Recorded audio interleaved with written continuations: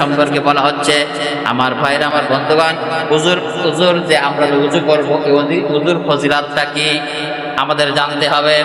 আমার ভাইরা, আমার বন্ধুগণ, উজু করলে কি হবে? আল্লাহর নাম জানাবে মুহাম্মদ রাসূলুল্লাহ সাল্লাল্লাহু আলাইহি সাল্লাম হাদিসের মধ্যে বর্ণনা করেছেন, যদি কোনো ব্যক্তি উত্তম রূপে উজু করে, কি করে? উত্তম রূপে উজু করে, তাহলে আর উত্তম রূপে উজু করার পরে যদি ওই ব্যক্তি উজুর শেষে কালিমাতুশ শাহাদাত পাঠ করে, কি করে? কালিমাতুশ শাহাদাত পাঠ করে, আশহাদু আল্লা ইলাহা ইল্লাল্লাহু ওয়াহদাহু লা শারীকা লা ওয়া আশহাদু আন্না মুহাম্মাদান আবদুহু ওয়া রাসূলুহু। আমার বন্ধুগণ, আল্লাহর নবী বলছেন, জান্নাতের যে 8টা দরজা রয়েছে ওই ব্যক্তির জন্য খুলে দেওয়া হয়। সুবহানাল্লাহ।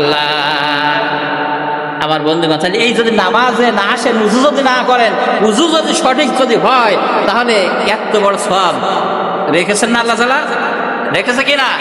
রেখেছে। আমার বন্ধুগণ, 2 নম্বরে বলা হচ্ছে, যদি কোনো ব্যক্তি উত্তম রূপে উজু করে, যদি উত্তম রূপে উজু করার পরে আমার বন্ধুগণ, যে উজু করার স্থানগুলো যে রয়েছে, আমার ভাইরা, যে ওই উজু যে আপনি করলেন, সমস্ত শরীরে যে পানি লাগলো, পানি যে টপকাইয়া পড়ে, আল্লাহর নবী বলেছেন ওই উজুর পানি গড়িয়ে পড়ার কারণে ওই ব্যক্তির সগীরা গুনাহ, কবিরা কিন্তু না, কবিরা হবে তওবার মাধ্যমে, সগীরা গুলো আল্লাহ তাআলা মাফ করে দিয়ে দেন। সুবহানাল্লাহ।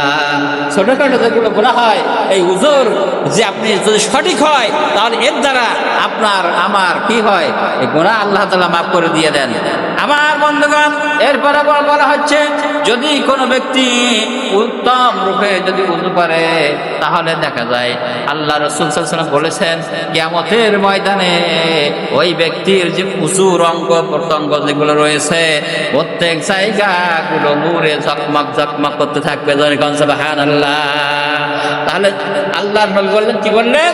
উজুর স্থানগুলো যেখানে থেকে আপনি ধৌত করলেন, ওই সমস্ত স্থানগুলো আপনার যে পানি লেগেছে, ওই কানটা আপনার নূরে কিয়ামতের ময়দানে নূর চমকাইতে থাকবে, ওইখান থেকে আপনার আলো ঝলকাইতে থাকবে। আমার বন্ধুরা, আমার ভাইরা, কিয়ামতের ময়দানে আল্লাহর নবী মুহাম্মদ রাসূলুল্লাহ সাল্লাল্লাহু আলাইহি সাল্লামকে আল্লাহ রাব্বুল আলামিন বলবেন, ও আমার হাবিব, আপনি আপনার জান্নাতি উম্মতগুলো বেছে নিয়ে নেন, আপনি জান্নাতে নিয়ে যান। আল্লাহ তাআলা অর্ডার করবেন, আল্লাহ তাআলা পারমিশন দিবেন। আমার বন্ধুগণ, এই কথা শোনার পরে হযরত আয়েশা সিদ্দিকা রাদিয়াল্লাহু তাআলা আনহা বললেন, ইয়া রাসূলুল্লাহ, ইয়া হাবিবাল্লাহ, কিয়ামতের ময়দানে কোটি কোটি কোটি মানুষ থাকবে, ওই মানুষের মধ্য থেকে আপনার জান্নাতি বান্দাদেরকে কেমন করে চিনে নেবেন? বড় প্রশ্ন না? আল্লাহ আয়েশা সিদ্দিকা বললেন, ইয়া রাসূলুল্লাহ, কিয়ামতের ময়দানে কোটি কোটি মানুষ থাকবে, উম্মত থাকবে, তাদের মাঝ থেকে আপনার উম্মত বেস্ট উম্মত করে কি করে বেছে নেবেন? আল্লাহর নবী জনাব মুহাম্মদ রাসূলুল্লাহ সাল্লাল্লাহু আলাইহি ওয়াসাল্লাম বললেন, আয়েশা,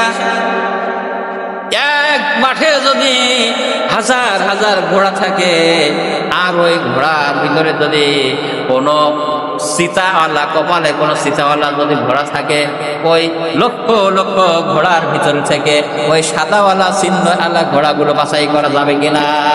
হযরত আয়েশা সিদ্দিকা রাদিয়াল্লাহু তাআলা আনহা বললেন, ইয়া রাসূলুল্লাহ, নিশ্চয় যাবে। যদি কপালে সিতে থাকে, তাহলে ওটা তো অবশ্যই চেনা যাবে।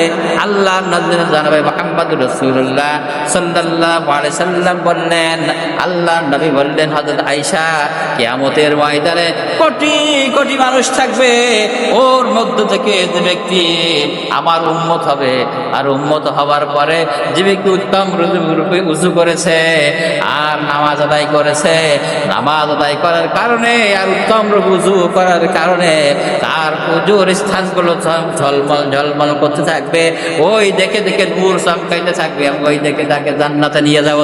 সুবহানাল্লাহ। ওই দেখে দেখে আমি জান্নাতে নিয়ে যাব। আমার বন্ধুগণ, তাহলে আল্লাহ নবী জনাব মুহাম্মদ রাসূলুল্লাহ সাল্লাল্লাহু আলাইহি সাল্লাম তখন এই নূর দেখে আমাদের কি করবেন? শাফাআত করবেন। আমার বন্ধুগণ, কিয়ামতের ময়দানে যখন